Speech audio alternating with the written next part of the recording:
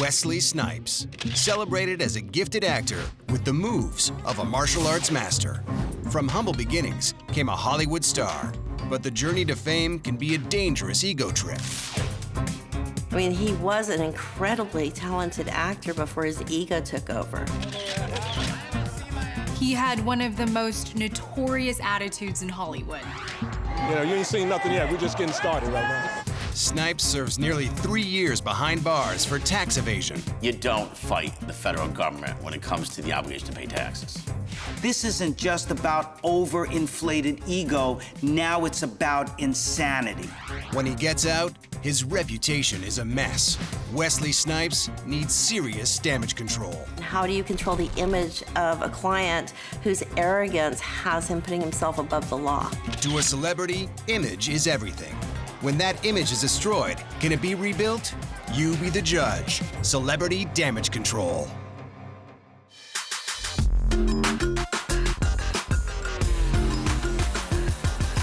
Hollywood, we're back in doing Hollywood. In the late 1980s and early 90s, Wesley Snipes becomes a box office draw in Hollywood with his combination of good looks, athletic build, and an eloquent yet tough persona. Driven by a determination to succeed as an artist, Snipes develops a strong self-confidence that rubs people the wrong way. He clashes with producers, and as his attitude of invincibility and determination to have things his way grows, he begins to alienate those around him. Snipes appears to associate with fringe organizations and surrounds himself with an unusual entourage. But it's when he decides he's even above the law that his life begins to crumble. Snipes refuses to pay debts, bills, and eventually his taxes. He's accused of defrauding the government. Then in 2010, he's thrown in jail for tax evasion. Snipes has his life and Hollywood career put on pause for 3 years. When he emerges, he has a long way to go to rebuild his reputation. The damage control begins. Snipes is born on July 31st, 1962 in Orlando, Florida. His mother, Marion Snipes, is a teaching assistant. His father, an aircraft engineer. Snipes isn't even 2 years old when his father leaves the family. Psychologically, children, but especially male children, do need to have the father in the home because the father is able to model behaviors. So when Wesley's dad left the home, that was an abyss, that was a chasm that had formed and perhaps made it very difficult for Wesley to be able to determine who he was as a boy, as a male, as a black man. Shortly after the divorce, Marion moves Snipes and his younger sister Bridget to the Bronx. The upside is they'll be closer to Marion's family. Wesley stood out as a bright kid, maybe a little too bright. One of his elementary school teachers said that he'd end up as a judge or in front of a judge. Fortunately for Snipes, his mother and aunt look for ways to keep him out of trouble. When Snipes turns 7, Marion enrolls him in a martial arts class at the Harlem YMCA. It's a skill that will eventually become one of the cornerstones of his career. Snipes is small for his age, making him an easy target in a rough neighborhood. The martial arts both physically and mentally toughen him, in a way he'll later credit with helping him handle hard knocks throughout his life. Martial arts, we have found, have been empowering to children. For Wesley Snipes, this is what he needed to help him form his character, to help him to be able to deal with the world and define who he was, and to make it through the tough streets of New York. Snipes develops what he will one day call a Napoleon complex. Napoleon complex comes from Napoleon Bonaparte, a person who was short, who was considered less than physically, and felt he had to prove himself by being a dictator, by being the most powerful force, by being someone who's overbearing. He felt that he had to prove himself over and over again. Snipes' Aunt Della sees that her nephew is a show-off. In an effort to put that tendency to good use, she enters him in talent shows. When he's 12, she helps land him a small part in an off-Broadway play. As high school approaches, Snipes sets his sights on the School of the Performing Arts in New York City, the model for the movie and TV series Fame. Prospective students must be exceptionally well-rounded to survive the rigorous audition process. Snipes makes the cut. The school has churned out incredibly successful alumni: Jennifer Aniston, Lawrence Fishburne, Al Pacino. The list goes on and on. Snipes begins his high school career expecting to focus on dance, for which he has great passion and talent, but he also excels at acting. Meanwhile, Snipes finds himself drawn to the local pool hall, where there's drugs and petty crime. Again, Wesley felt that he had to prove himself, part of this Napoleonic complex that he admits to. And so he felt that he had to make that up by being involved with the tough guys. Snipes' mother sees her worst fears coming true. She decides she needs to get her kids away from the bad influences in the Bronx. In 1977, she moves them back to Orlando. Leaving New York and the School of the Performing Arts is devastating for Snipes.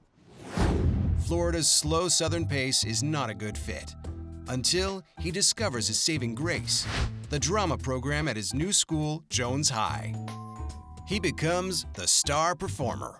He really got to test his range as a young actor. He played an 8-year-old boy in Raisin in the Sun. He played Felix Unger in The Odd Couple. He even picked up an award for doing a one-man show as Puck, adapted from Midsummer Night's Dream. Snipes also earns money performing with a troupe called Struttin' Street Stuff, putting on puppet shows in streets and parks. Snipes will later say the move to Florida was the best thing that could have happened to him. I loved performing before I started making movies. I loved performing before I started getting paid to do it. If I wasn't getting paid, I'd still be a performer.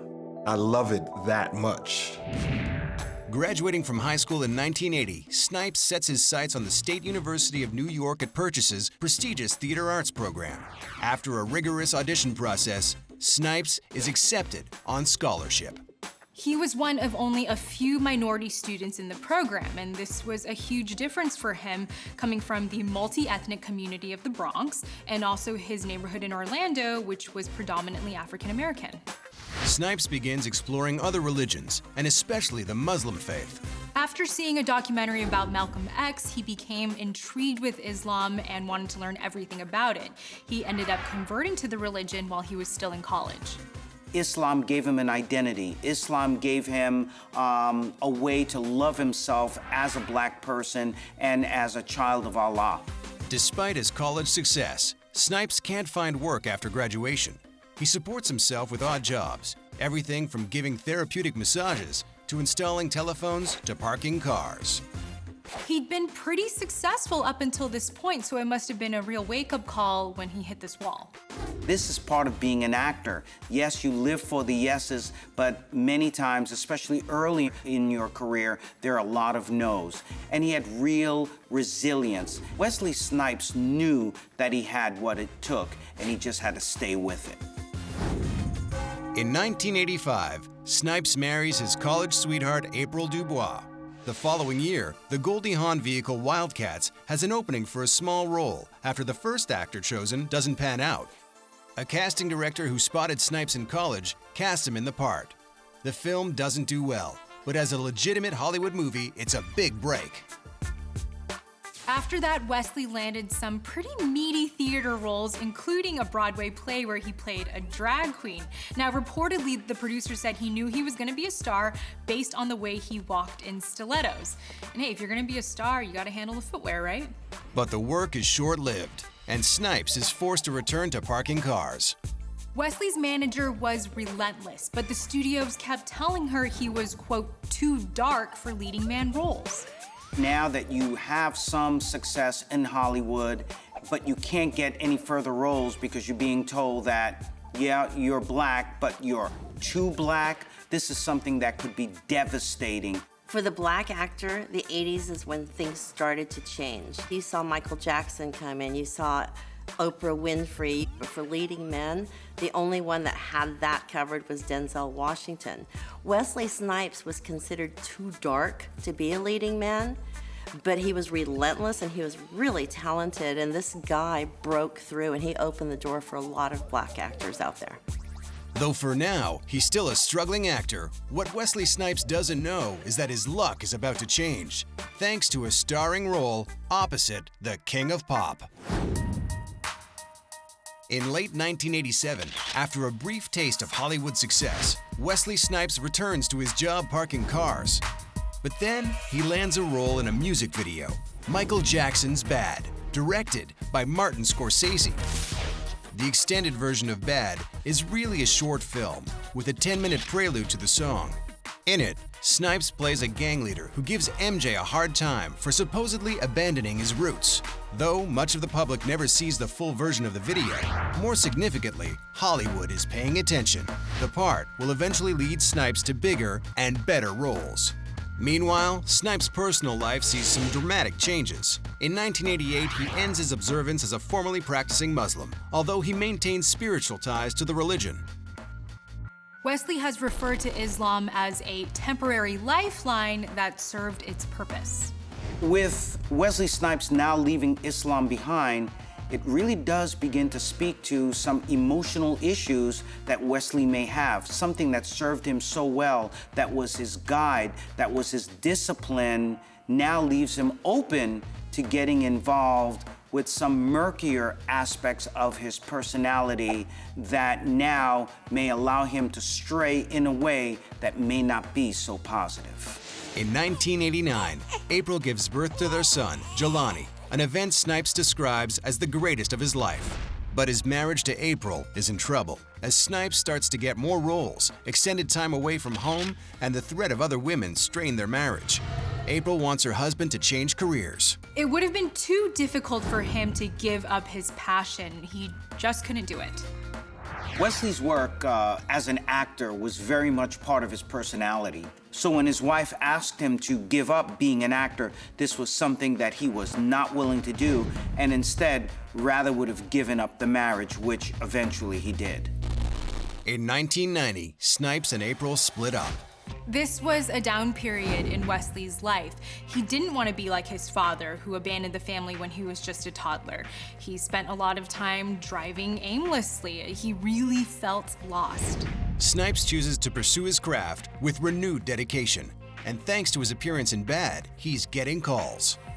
Spike Lee noticed him when he was a dancer in Michael Jackson's Bad video, and he offered him a small role in Do the Right Thing, but Wesley Snipes actually turned him down for a bigger role in Major League. This was kind of a risk to take, but it opened up a succession of movie offers, and he later did work with Spike Lee, but in this case, he did the right thing here. Meanwhile, a big-time Hollywood screenwriter is busy writing a part for Snipes, inspired by Snipes' performance in the Bad video. The character he writes is Nino Brown, and the movie is 1991's New Jack City. In New Jack City, Wesley Snipes had to pull off the impossible. He had to be intimidating and charismatic at the same time, and the audience had to actually feel it. He owned this one. He was mesmerizing. Earning over $22 million at the box office in its first 3 weeks alone, the film makes Snipes a star. After that, the roles come in fast and furious.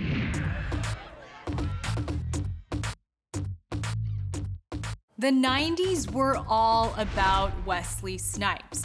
He had a ton of movies out. Some were hits, some weren't, but he did get to show his versatility. He could do action, he could do drama, he could do comedy. He got to show off his athletic prowess. By the mid-90s, his salary was in the millions.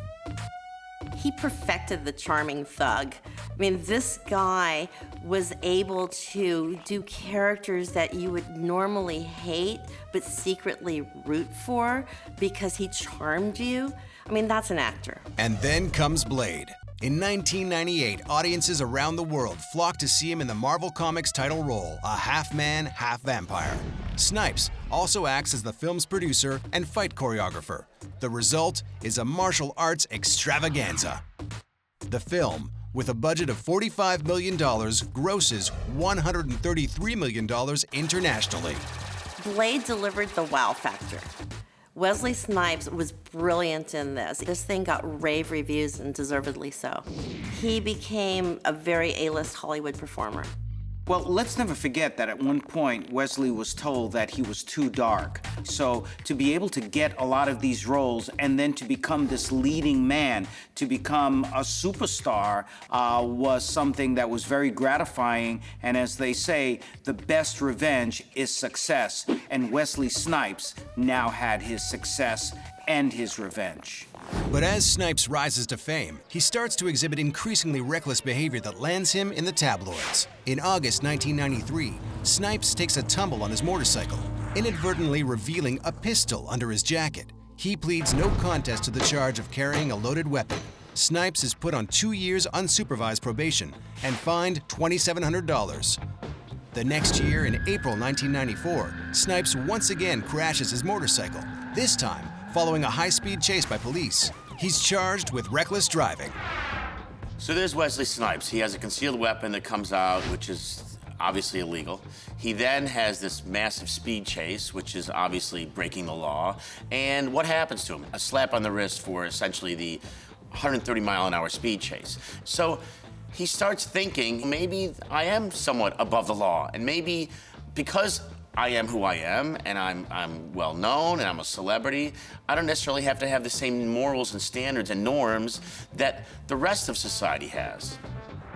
So Snipes goes on to the Letterman show discussing the arrest and the incident with the police chase, and he was a little bit flippant about it. When asked if he was pulled over by the police, Snipes responds, "No, he never caught up with me." It kind of went with his image of Blade, the daredevil, the guy on the motorcycle speeding at 120 miles an hour going down the highway in LA. This fit right in, so maybe he was using it to play up his image. Well, we often do see that as a lot of these actors start getting the fame, they're not prepared for it. And a lot of the shortcomings and the self-esteem issues play themselves out. And so this motorcycle accident, trying to outrun the police, was beginning to be the tip of the iceberg of someone who was losing their moral compass. A year after the bike chase incident, Snipes drops his longtime manager, Dolores Robinson, who had worked tirelessly to get her client's career off the ground. When he fired his manager, his attitude is starting to show at this time, and Wesley Snipes always handled his career with style, but not necessarily with grace. If you look back in history, it's never a good idea to start behaving this way because attitude kills a career. This is a woman who worked so hard to get him the roles and believed in him when a lot of people did not. And so what this speaks to clinically is someone who's saying, you know what? I've made it. I'm gonna cut loose all of the things in the past that perhaps aided me. Certainly not a very positive sign. In 1997, Snipes ignites a firestorm of controversy when he gives several interviews insinuating his preference for Asian women over African American women, reinforcing negative stereotypes about both. These comments came on the heels of the film One Night Stand, where he has a relationship with a Chinese woman played by Ming Na. Ironically, his team had set up these interviews in order to help and preempt any negative PR, since he was already kind of known to be a little bit bold and also date outside of the African American community. It didn't really work out for them. There was a very big backlash to this. Wesley Snipes started out opening doors for blacks and championing the black actor. The things that he said, whether he meant it or not, were not just offensive to black women and Asian women, it was offensive to all women. His actions at this particular time are starting to show that Wesley is starting to unravel a bit and is making some moves, some actions that may not be beneficial in the long run to his career or to his life. Most bizarre of all is Snipes' intimidating new entourage, a crew of 15. He will eventually call them the Royal Guard of Amun-Ra, officially establishing them as a security firm in the late 1990s. Amun-Ra is also the name of his production company. In Egyptian mythology, Amun-Ra is the king of the gods. Snipes' behavior is alienating the people who knew him before he was famous. Friends later say he was developing an attitude like he was untouchable. It appears now with Wesley looking like he's untouchable, where he's alienating himself from friends, where he's making some very drastic decisions and becoming so narcissistic that he's invincible. And when you feel that you're invincible, then you start doing some pretty stupid things that can get you into big trouble, yet you're the only person who doesn't see where the dangers are. In 2000, authorities begin to suspect that Snipes is tied to an extreme group of black nationalists who call themselves the United Nuwaubian Nation of Moors. Their suspicions are aroused when the Royal Guard of Amun-Ra applies to purchase property adjacent to the Nuwaubians. They claim they want to use it as a paramilitary training ground. They later post a job on the internet, advertising 200 openings for an elite, highly trained team of men and women. Listed responsibilities include protection of dignitaries and celebrities, counterterrorism measures, and international and domestic risk management. Who knows what international and domestic risk management means? Was Wesley Snipes assembling a private army? Is he going to become a nation, a state, an institution? The whole thing is beyond bizarre. It's hard to understand what he was doing, but it's certainly far from normal. And as a lawyer, I would just have Wesley Snipes be someone else's client. I can only imagine what a job application must look like. Like, what relevant skills do you need to get a job there? Like, do you need to know Excel? Not only is Wesley now buying into being one of his characters, over-identifying with being some sort of a superhero, but he's starting to act it out. And part of this is becoming somewhat dangerous because you're starting to see a paranoia developing. He's looking at militia people, he's looking at super security, and all of that speaks to someone who's starting to fear the outside world. The property deal falls through, and Snipes denies connection to the Nuwaubians. But there is one thing he and the group have in common: tax evasion. In 2000, Snipes connects with Eddie Ray Kane. It's his relationship with this radical tax activist that will eventually put him at odds with the IRS. The LA Times described Kane as a veteran tax protester, and for Wesley Snipes to entangle himself with this guy was PR suicide. As a PR person trying to do damage control, how do you control the image of a client whose arrogance has him putting himself above the law? In the 1990s, Wesley Snipes is a major Hollywood star whose career and ego continue to inflate. His circle of hangers-on has expanded to include some dubious associates. In 2000, Snipes begins hosting seminars in his home, led by Eddie Ray Kane. Kane's company sells so-called pure trusts, which supposedly allow people to invest their money outside of the jurisdiction of the United States and thus avoid paying taxes. This pure trust idea, it was somewhat of a scam, for lack of a better word. In the years that follow, non-payment of bills will become a major theme in Snipes' life. In 2003, the bank will go after Snipes for not paying his mortgage and seize his Orlando home, valued at $1.7 million. There were reports that he was running into some financial difficulties, but that didn't equate with somebody that had made $50 million over the past few years. And this guy wasn't paying taxes, he wasn't paying salaries, he wasn't paying mortgages. Where did all the money go? He had gotten to the point where it just didn't matter to him. He was above it all. He was bulletproof. It isn't just Snipes' financial reputation that's been sullied. His entire life becomes fodder for the tabloids. In 2001, Snipes makes headlines for an altercation with staff at a Las Vegas hotel that briefly lands him in jail. He was allegedly angered when asked to change rooms because of a reservation mix-up. Certainly it's a big ego problem when you're asked to change a room or there's some sort of a mix-up and you can't solve it. It does speak to an overinflated ego. How dare you ask me to switch my room? Harumph, harumph, harumph. Also in 2002, the IRS informed Snipes that he is under investigation for failure to pay taxes. The IRS has a very simple rule. If you are obligated to pay taxes, you pay taxes. You don't have an excuse. So when the IRS is investigating you, you better make sure you hire your entourage, not your militia, but your accountants and your lawyers, and you better make sure that your taxes are paid. If they aren't, you better make sure you pay them now and pay any delinquency, because the investigation will not stop unless or until you paid your taxes. Somehow, Snipes' personal life appears to remain intact. In March 2003, he marries his longtime girlfriend, painter Nikki Park, with whom he has 2 children and will eventually have 2 more. Professionally, he's still a hot commodity.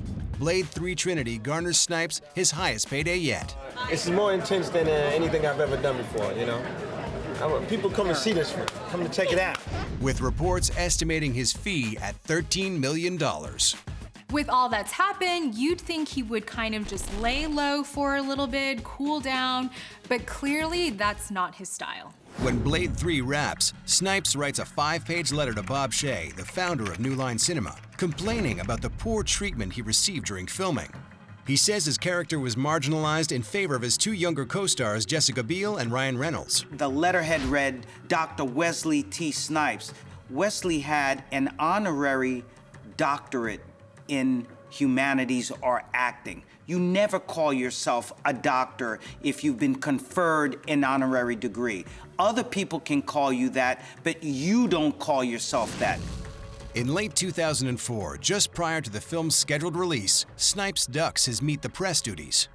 He didn't even do promos for the movie. He doesn't get the fact that he's not as big a draw as he was 10 years ago, but somehow this guy still thinks he's invincible.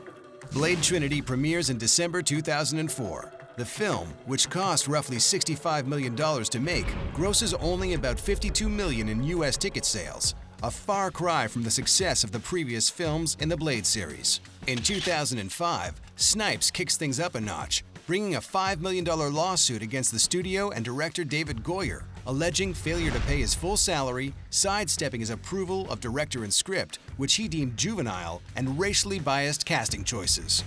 Essentially, Wesley felt that he had been squeezed out of any creative input for the movie and that it had a negative impact on the film and on its box office performance. Once the lawsuit emerges, a firestorm of bad press circulates about Snipes' behavior during the filming of Blade Trinity. The word is out, working with him is a nightmare. Sources claimed that he partied like it was going out of style, that he would show up late on set, that he even had an assistant whose job was to find him women, and there was more. Reports emerged that Snipes spent most of his time in his trailer, only coming to set for close-ups. The rest of the shots were filmed with his stand-in. He was also said to be disrespectful and insulting to director David Goyer. And it got to the point that he would only communicate with the director via Post-it notes and sign those Blade. So he was very passive-aggressive.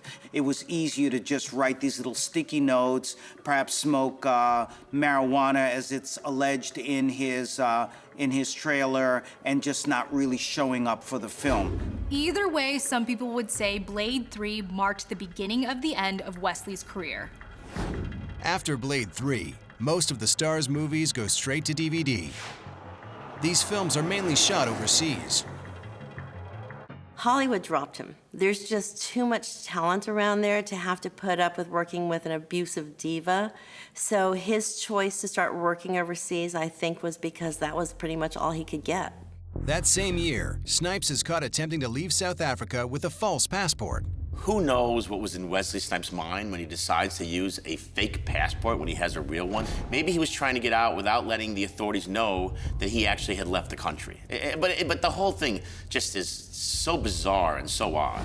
Ultimately, he is permitted to travel using his real American passport. South African authorities downgrade his immigration status to undesirable. In 2006, Snipes is unapologetic when UTA, his talent agency, sues him for nearly $1.5 million in commission. He has this air of entitlement about him. He doesn't value the people that work for him not paying his agents. These guys did work for it, and they did get him several deals. So this didn't play out well. There's no hiding from the IRS. In 2006, the results of the investigation are in. Wesley Snipes is indicted for failure to pay taxes between 1999 and 2004, and for attempting to defraud the government with $14 million in phony bills of exchange. The phony bill of exchange is not a legal term. It's a term that essentially was used in connection with this case. So it must have been a bad check or something which was just part of a scam. Also indicted are his financial advisor, Eddie Ray Kane, and Kane's accountant, Douglas Rosile Sr. After the indictment, Kane flees to Panama with his wife, Cookie Kane. It's like straight out of a 90s action movie. Kane is arrested in Panama and returned to the United States. Snipes is filming a movie on location in Namibia, a country that doesn't have an extradition treaty with the US. This turns out to be a pretty lucky coincidence for Wesley. Charging him as a fugitive was both accurate and inaccurate. He was actually filming in Namibia at the time and always intended to come back, but the arrogance and attitude that he showed made the government believe he wasn't going to come back and he wasn't going to comply. For 2 months, Snipes' legal team negotiates the conditions of his return to American soil. On December 8th, he turns himself in to federal officials, facing a slew of reporters outside a federal courthouse in Florida. I look forward to vindicating myself. I look forward to clearing my name. You justify not paying taxes? We're not, as I mentioned to you, Mr. Snipes today entered a plea of not guilty. Snipes' attorney, celebrity lawyer Billy Martin, characterizes Snipes as a victim of corrupt advisors, confident that he will be vindicated in court. If Snipes is found guilty on all charges, he could face up to 16 years of hard time. At this point, it seems like he's never going to come back. His image is trashed. Hollywood does not like him anymore. Nobody wants to work with him. He's broken laws and offended everyone of every single race. It would be hard to see him coming back. In 2006, Wesley Snipes, after securing a solid place in Hollywood, now faces charges of tax fraud that could land him behind bars for 16 years. He had alienated Hollywood, and all of his new buddies were tax evaders and criminals. And he had this ego where he thought, I am Wesley Snipes, so if anybody could, he could take on the IRS.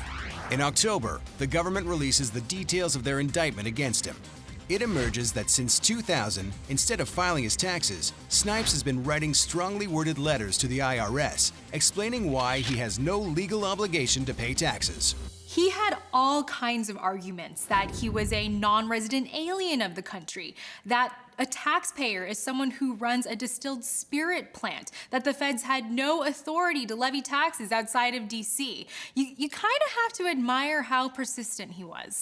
So these letters that he writes, essentially saying that I, Wesley Snipes, who's made millions, need not pay taxes, he's only digging himself a bigger and bigger and bigger hole, unbeknownst to him. You don't fight the federal government when it comes to the obligation to pay taxes.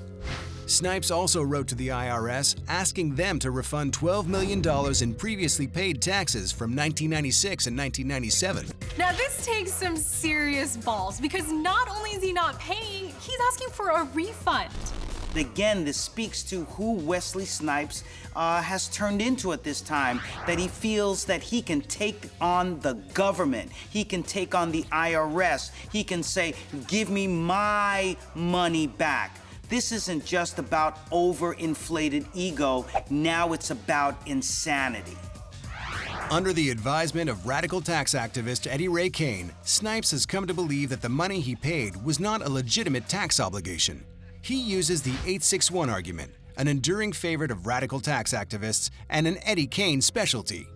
So as one of his defenses, Wesley Snipes uses 861 of the tax code, which is essentially provides that you have to pay taxes for income and wages. He claims that these were wages, therefore he need not provide it. He just misread the code. It's pretty simple. When you look at your tax form, we all have, there is a line for wages, income, salary, dividend, interest. It's not skipped. So this line that Wesley Snipes used, if successful, would result in the country not having to pay taxes. It was nothing short of silly. The letter also warns that the government's illegal attempts to collect taxes from someone as visible as Snipes would open themselves up to increased collateral risk. Wesley Snipes does have this militia, this international and domestic force and his royal guard, so maybe he's threatening the government. Maybe this is going to be the next civil war. You know, it goes from the silly to the preposterous. The trial is slated to begin in late 2007. Just 3 weeks before his trial in October, Snipes again fires someone hired to help him. This time, it's his lawyer, Billy Martin. He replaces him with Robert Bernhoft. So we don't know the reason why there was a dropping of the lawyer, but it's a pretty serious sign when on the eve of a trial, Wesley goes ahead and hires two new lawyers. The case is brought to court in 2008. The Snipes defense team argues their client never had fraudulent intent, that he was asking questions that every citizen of the United States has the right to ask the IRS. Beyond that, he was simply the victim of bad tax advice. In his opening argument, Bernhoft told the jury, "Crazy ain't a crime." Because let's be honest, if it were, half of Hollywood would be in prison right now. The defense that he never intended not to pay taxes is just not a defense. Bottom line was that Wesley Snipes was buried already by his big holes, and he really couldn't do anything other than negotiate with the IRS, work out a payment plan, and be done with the case. Unfortunately, that's not the course he chose. The prosecution calls upon an IRS agent who provides evidence that Snipes failed to pay any taxes on his earnings of close to $40 million. He also testifies regarding Snipes' attempts to get back $12 million in tax refunds. In response, Snipes' defense team makes a bold move. They rest their case without calling a single witness. They said they weren't going to put on a big show and waste the jury's time. Remember, it is the prosecutor's burden to show beyond a reasonable doubt. There's a very high standard by the prosecutors. And if you believe as a defense lawyer that they've not met their burden, I win. So as much as it sounds crazy that he wouldn't call a witness, it's not that atypical. It definitely happens in criminal cases. In February 2008, Snipes is acquitted of conspiracy to defraud the government and filing a false claim for millions in tax refunds. Both are felony charges that could have landed Snipes in prison for 16 years. Strikingly, remarkably, he is acquitted, so it is a major victory for Wesley Snipes, at least on those charges. It is a major victory. But he's not off the hook yet. The jury finds him guilty of the more minor charges of failing to file tax returns for 5 years. Then Snipes does something that raises eyebrows. 3 weeks before sentencing, he drops his lead counsel again. This is a tactic used in many legal cases. His team had gotten him acquitted of all the felony charges, but he still had some misdemeanors on there, and he wanted to appeal. You cannot appeal a case without cause, and usually that cause is to say that you were misrepresented or your lawyers weren't good enough. And you can't do that bringing on the same team, so we had to get rid of them and bring on some new people. There he goes again. Wesley Snipes fires his lawyers again. We don't know what was happening. It's obviously a communication between an attorney and a client, which is privileged, but let's just guess that money had something to do with that. At Snipes' sentencing hearing, to vouch for his character, his new lawyers presented dozens of letters and called 4 witnesses. There were many names the jury likely recognized. His friends came out in his support. Denzel Washington and Woody Harrelson both wrote letters, and Judge Joe Brown actually got on the stand as a character witness. Even though he had been behaving badly, his real friends stuck by him, and I think that says a lot more about them than it does about him. As a gesture of goodwill, Snipes offers the court $5 million in checks toward money owed. But it's too late. Snipes is ordered to pay $17 million in restitution and sentenced to 3 years behind bars, the maximum penalty for misdemeanor charges. And because it was so many years, the issue was compounded. So that's why he ended up having several convictions on these charges. Snipes and his team argue that his sentence was unfairly harsh, saying he was used as an example because of his celebrity. He was an example was made out of him, and that's what should have happened. So the next time someone, as they're signing their tax returns, they say, do I do it or not? Look what Wesley Snipes got away with. They're gonna think twice about not filing their returns. Co-defendants Eddie Kane and Douglas Rossili Sr. are convicted by the same jury of tax fraud and conspiracy. Kane receives a 10-year sentence. Rossili gets 4.5 years. Snipes' appeal requests for a new trial are denied. In December 2010, he reports to federal prison in Pennsylvania. Even while behind bars, Snipes can't keep controversy at bay. It seems his ego is still catching up with him. For one thing, Citric & Company, the PR firm he hired to help restore his image, sues him in 2011 for not paying his bill. So he's kind of off to a rocky start. The firm sues him for $68,000, the amount they say they're owed plus interest, for a bill he was obligated to pay within 20 days of receipt. This guy's incredible. He actually stiffed the people that are in charge of his image. You never anger people with a direct line to the guys that buy their ink by the barrel. Yet, even before Snipes has finished serving his time, his career is back on track, having lined up a role in a major motion picture. The capacity for forgiveness in Hollywood never ceases to amaze. I mean, this guy had alienated everyone he knew, and I don't know if he had time to reflect when he was in jail or if he apologized to every single person that he had ever angered or hurt when they came to visit him, but Hollywood stuck by him and they came out in his support. In 2010, former superstar Wesley Snipes is locked up for tax evasion. 2 years and almost 8 months later, on April 2, 2013, Snipes is released from prison. He'll spend 4 months under house arrest. And just 1 week later, a Hollywood friend makes an announcement that has the potential to resurrect Snipes' career. Sylvester Stallone tweeted that Snipes would be appearing in The Expendables 3. This is huge news. The running joke in the movie is that it's a bunch of washed-up action stars who get together and kind of get their groove back, so this is perfect for Wesley. Yes, yeah, right. Yes, franchise, okay. Wesley Snipes appearing in The Expendables could have been dangerous for his career. But in this case, I believe he was humbled in jail, and I believe he realized the error of his ways, so he was ready to work, doing whatever it took to get back in. Some pundits say the movie is a smart choice for Snipes because he's not carrying the film. Its success or failure doesn't ride on his shoulders. There is one key player who has said very little about Snipes' future plans. You know, Wesley Snipes has been uncharacteristically quiet since his release from prison. Wesley Snipes is not a stupid man, and he had 3 years to think back and see how he got a lucky break, had an incredible career, made some great friends, stomped on all of that. His ego got out of control, and he pretty much lost everything and was delegated to overseas straight-to-DVD movies. So he was really wise to just sit back, do his job, and shut up. While on the inside, Snipes had maintained a relationship with the press, giving insight into what we can expect to see from him, including collaborations on animated and video game projects. This is a very fickle business, out of sight, out of mind, so he was very smart to keep in contact with everybody, and it was also the type of crime that he committed. You rarely find somebody that takes pity on the IRS. This is something that everybody wants to do, they just don't. The press and fans are having fun speculating on Snipes' chances of a lasting comeback. There are really 2 camps here. Those that think he was done in the 90s and those that think that the nostalgia factor will work in his favor. Bottom line is he can have a very long-lasting career if he just keeps his ego in check. So here we go again, celebrity rehab. This guy has gone through issue after issue after issue, and he rehabilitates himself too. So to his credit, presumably he's paying taxes now, presumably he's filing tax returns. So there is some part of society that welcomes someone to actually go ahead and change themselves. It's a fresh start principle. It's, I was in trouble, but now I'm conforming within the rules of society. So for that, I do give him credit.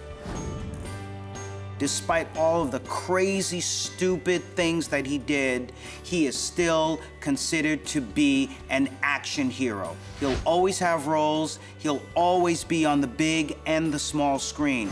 But for his own stability, his own happiness, his own contentment, he has to rein in his ego and be that humble person that he once started off as being. Is Wesley Snipes gonna make as big an impact as he did in the 90s? I think it's kind of hard to say, but everything in the 90s seems to be coming back, so if crop tops can make it, then why not Wesley Snipes, am I right?